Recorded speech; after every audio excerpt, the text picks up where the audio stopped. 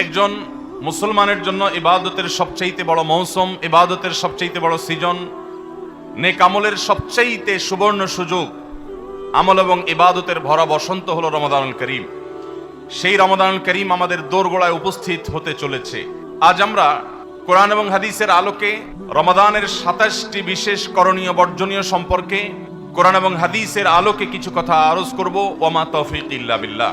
বছরের 11 মাসে আমাদের আমল এবং ইবাদতের যেটুকু ঘাটতি হয়, যেটুকু ত্রুটি বিচ্যুতি থাকে, সেই ইবাদত এবং নেক আমলের ত্রুটি বিচ্যুতি এবং ঘাটতি পোষায় নেওয়ার জন্য রমাদান হলো আমাদের জীবনের সবচেয়ে বড় এবং সুবর্ণ সুযোগ। রমাদান মাস উপলক্ষে বিশেষ যে ২৭টি আমলের কথা আমরা বলতে চাই, তার প্রথম আমলটি হলো চাঁদ দেখা।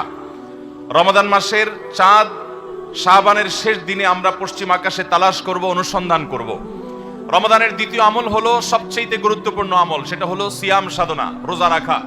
প্রত্যেক প্রাপ্তবয়স্ক সুস্থ মস্তিষ্ক সম্পন্ন নারী এবং পুরুষ তিনি যদি মুসলমান হয়ে থাকেন, তাহলে সেক্ষেত্রে তার উপরে আল্লাহ রাব্বুল আলামিন রমাদানের দিনের বেলায় রোজা রাখা, সিয়াম সাধনাকে ফরজ করেছেন। প্রত্যেক প্রাপ্তবয়স্ক মুসলিম নারী এবং পুরুষ যদি সুস্থ সবল হয়ে থাকেন, আল্লাহ রাব্বুল আলামিন এই ফরজটাকে পালন করতে হবে। আল্লাহ বলেছেন, কুতিবা আলাইকুমুস সিয়াম, তোমাদের উপরে রোজা রাখাটাকে ফরজ করা হয়েছে। অতএব রমজানের দিনের বেলা রোজা রাখা হলো রমজানের সবচেয়ে বড় আমল। এটা হলো দ্বিতীয় আমল বলেছি। নাম্বার 3, রমাদান মাস উপলক্ষে রাতের বেলায় তারাবির নামাজ আদায় করা, এটা রমাদানের তৃতীয় আমল। নবী করিম সাল্লাল্লাহু আলাইহি সাল্লাম বলেছেন, মান কামা রমাদানা ঈমানান ওয়া ইহতিসাবা গুফিরা লাহু মা তাকাদ্দামা মিন যামবি। যে ব্যক্তি রমজান মাসে রাতে দাঁড়িয়ে ঈমানের সাথে, ইখলাসের সাথে আল্লাহর কাছ থেকে সওয়াব পাওয়ার আশায় তারাবির নামাজ পড়বে, তার পূর্বের সমস্ত গুনাহ খাতা মাফ করে দেওয়া হবে। রমজানের চতুর্থ আমল হলো সাহারি করা। আমরা অনেকে ইচ্ছাকৃতভাবে সাহারি করি না, হয়তো কখনো ভালো লাগে না সাহারি করতে, খাওয়ার রুচি থাকে না, আমরা সাহারি খাই না। সাহারি খাওয়া ছাড়াও যদি কেউ রোজা রাখে, রোজা হয়ে যাবে, কিন্তু সাহারি খেলে আপনার খাদ্য গ্রহণ হবে, পাশাপাশি আপনি সওয়াব লাভ করবেন।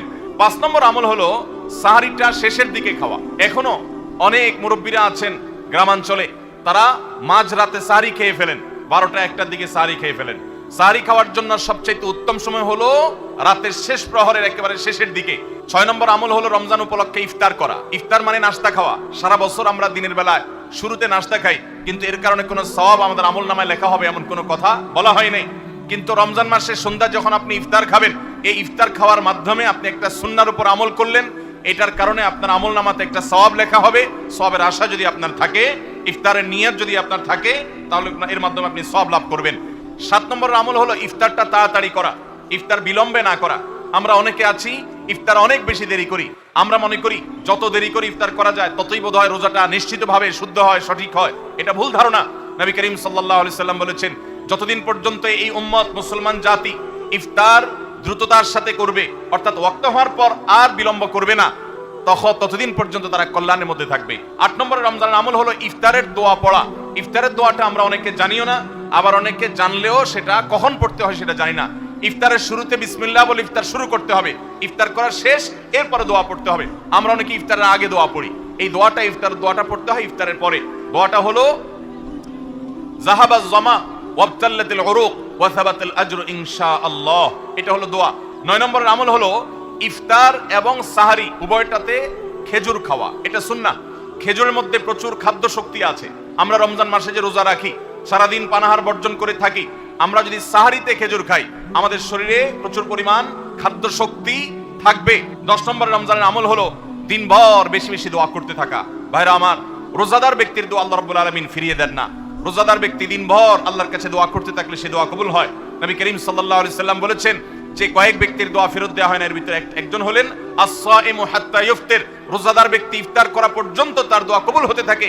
আপনি রোজাদার অবস্থায় দোকানে কাজ করছেন, খেতে খামারে কাজ করছেন, আপনি ব্যবসা প্রতিষ্ঠানে কাজ করছেন, আপনি রাস্তায় হাঁটাচলা করছেন, মা বোনরা বাসা বাড়িতে গৃহস্থলী কাজকর্ম করছেন, এই কাজের ফাঁকে ফাঁকে ওযু নাই, অসুবিধা নেই, এই অবস্থায় আপনি দোয়া করতে থাকেন, রোজাদার অবস্থায় দোয়া কবুল হয়। সারাদিন আপনি মনে মনে আপনার চাওয়াগুলো আল্লাহর কাছে নিবেদন করেন, আল্লাহর সাথে আপনি কথা বলতে থাকেন, কারণ দোয়া কবুলের একটা মোক্ষম সময় হলো রমজান মাসে এই রোজা অবস্থায়। 11 নম্বর রমজানের বিশেষ আমল হলো সকল প্রকার পাপাচার বর্জন করা। কারণ রমজানের রোজার উদ্দেশ্যই হলো আমরা যেন পাপাচার বর্জন করতে পারি। 12 নম্বর আমল হলো পাপাচারের মধ্যে আবার বিশেষ করে মিথ্যা কথা, মিথ্যা কাজ, প্রতারণা, 2 নম্বরই, এগুলো পরিহার করে চলা। এগুলো অন্য সময় তো পরিহার করতেই হবে, রমজানে আরো বিশেষ গুরুত্বের সাথে পরিহার করতে হবে। বুখারীর হাদিসে আসছে, নবী করিম সাল্লাল্লাহু আলাইহি সাল্লাম বলেছেন, মাল্লাম ইয়াদা কাওলাজ জুরি ওয়াল আমাল বিহি ফালাইসা লিল্লাহি হাজা আন ইয়াদা তাআমাহু ওয়া শারাবা। যে ব্যক্তি মিথ্যা কথা, মিথ্যা কাজ এগুলো ছাড়লো না, সেই ব্যক্তির উপবাস থাকায় আল্লাহর কোনো ঠেকা পড়ে নাই। অর্থাৎ তার এই রোজা থাকাটা উপোস থাকা ছাড়া কিছুই নয়। 13 নম্বর আমল হলো স্পেশালি ঝগড়াঝাটি থেকে বিরত থাকা। 14 নম্বর বিশেষ আমল হলো সাধারণ যত আমল আছে, সাধারণ যত ভালো কাজ আছে, সেই ভালো কাজগুলো এই মাসে সবচেয়ে বেশি গুরুত্বের সাথে করা। কারণ আপনারা জানেন, নবী করিম সাল্লাল্লাহু আলাইহি সাল্লাম বলেছেন, রমজানের শুরুর দিকে আল্লাহর পক্ষ থেকে এক ফেরেশতা ঘোষণা দিতে থাকে, ইয়া বাগিয়াল খায়র আকবিল। তোমাদের মধ্যে কেউ কি কোনো কল্যাণের পথে চলতে চায়, এমন কোন মানুষ আছে যে কল্যাণকামী, যে ভালো কাজ করতে চায়, তাহলে সে যেন অগ্রসর হয়। কারণ ভালো কাজ করার মৌসুম এসেছে, সময় এসেছে, সুবর্ণ সুযোগ এসেছে। এটা আমল করার সময়, এটা নিজের আমল নামার শূন্য স্থানগুলো পূরণ করার সময়, এটা জান্নাতের পথে এগিয়ে যাওয়ার সময়। অতএব যত নেক আমল আছে, সেটা যেই ধরনেরই হোক না কেন, সকল ভালো কাজ সবচেয়ে বেশি করতে হবে এই রমজান মাসে। 15 নম্বর আমল হলো খুব গুরুত্বের সাথে ইস্তেগফার করা, আল্লাহর কাছে গুনাহ মাফ চাওয়া।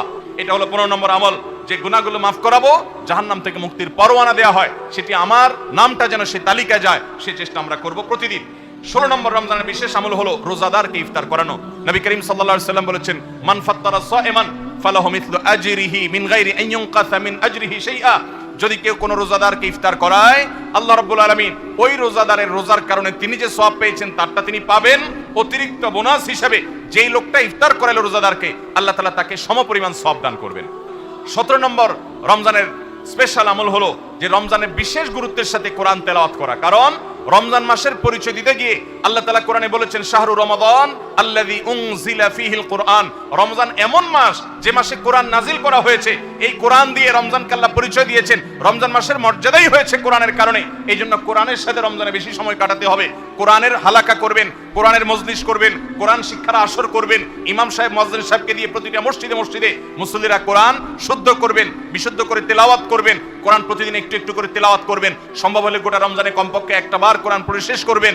18 নম্বর আমল হলো কোরআন তেলাওয়াত করার আমল। আমরা সবাই জানি, কিন্তু কোরআন রমজান মাসে নবী করিম সাল্লাল্লাহু আলাইহি সাল্লাম শোনাশুনি করতেন, এটা আমরা অনেকে জানি না। জিবরিল আলাইহিস সালামের সাথে নবী করিম সাল্লাল্লাহু আলাইহি সাল্লাম কোরআন শোনাশুনি করতেন। তিনি জিবরিলকে শোনাতেন, জিবরিল তাকে শোনাতেন। এই জন্য রমজান মাসে আপনি কোরআন তেলাওয়াত করে আপনার স্ত্রীকে শোনান, স্ত্রী তেলাওয়াত করবে, আপনি শুনেন, আপনি অন্য কারোর সাথে এভাবে শোনাশুনি করেন। 19 নম্বর আমল হলো সাদাকা করা, দান করা। 20 নম্বর আমল হলো সাহরি খেতে আমরা যখন উঠি তখন একটু তাহাজ্জুদের নামাজ পড়া, একটু দোয়া করা। এই সুযোগটা 11 মাস আমাদের হয় না। তাহাজ্জুদের নামাজ এত গুরুত্বপূর্ণ যে কোরআনে কারিমে আল্লাহ রাব্বুল আলামিন এই নফল আমলের নির্দেশ করেছেন, ওমিনাল লাইলি ফাতাহাজ্জাদ বিহি নাফিলাতাল লাক। রাতের কিছু অংশ নফল হিসাবে তুমি তাহাজ্জুদ পড়ো। ভাইরা আমার, 5 ওয়াক্ত নামাজের জন্য ডাকে মুয়াজ্জিন আযানের মাধ্যমে, আর তাহাজ্জুদের জন্য ডাকেন স্বয়ং আল্লাহ রাব্বুল আলামিন। 21 নম্বর আমল হলো আল্লাহ যাদেরকে সামর্থ্য দিয়েছেন তারা উমরা করবেন। রমজানে উমরার ফজিলত হলো, নবী করিম সাল্লাল্লাহু আলাইহি সাল্লাম বলেছেন, উমরাতুন ফি রমাদান তাআদিলু হাজ্জা।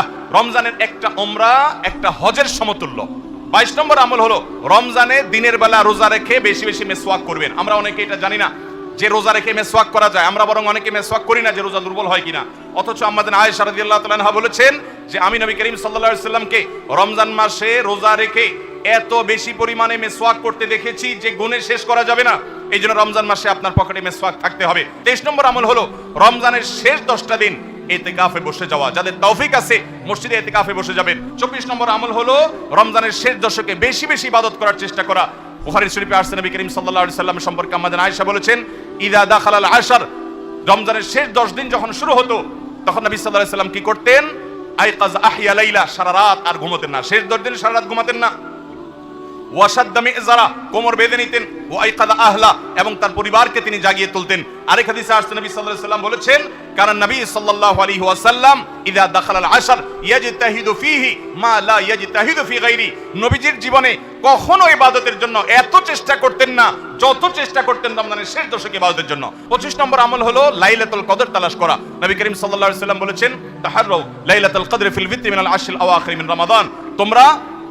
তোমরা রমজানের শেষ দশকের বেজোড় রাতগুলোতে লাইলাতুল কদর বেশি বেশি করে তালাশ করো। বেজোড় রাতগুলোতে বেশি বেশি, শেষ দশকের প্রত্যেক রাতেই জেগে জেগে ইবাদত করা কদর হতে পারে সে আশায়। কদরের একটা রাত যদি ইবাদত করতে পারেন আপনি, তাহলে 1000 মাস ইবাদতের চাইতে বেশি উত্তম হবে, আপনার আমলনামাতে সওয়াব বেশি জমা হবে। 25 নম্বর আমল হলো লাইলাতুল কদর তালাশ করা, শেষ দশকের সবগুলো রাতে, সম্ভব না হলে বেজোড় রাতে। আল্লাহ আমাদেরকে তৌফিক দান করুন। আর 26 নম্বর আমল হলো লাইলাতুল কদর যদি আমরা পেয়ে যাই, মনে হয় যে এটা লাইলাতুল কদর হতে পারে, তাহলে একটা বিশেষ দোয়া পড়া। দোয়াটা হলো আল্লাহুম্মা ইন্নাকা আফুউন তুহিব্বুল আফওয়া ফাআফু আন্নি। হে আল্লাহ, আপনি ক্ষমাশীল, আপনি ক্ষমা করতে ভালোবাসেন, পছন্দ করেন, আপনি আমাকে ক্ষমা করুন। এই দোয়াটা পড়বো তো ইনশাআল্লাহ। 27 নম্বর এবং সর্বশেষ আমল হলো রমজানের শেষে, ঈদের চাঁদ দেখা যাওয়ার পর অথবা ঈদের চাঁদ দেখা যাওয়ার একদিন আগেও করা যায়, ফিতরা আদায় করা, গরিবদের বাসায় খাদ্য পৌঁছে দেওয়া। এটা কেন করব?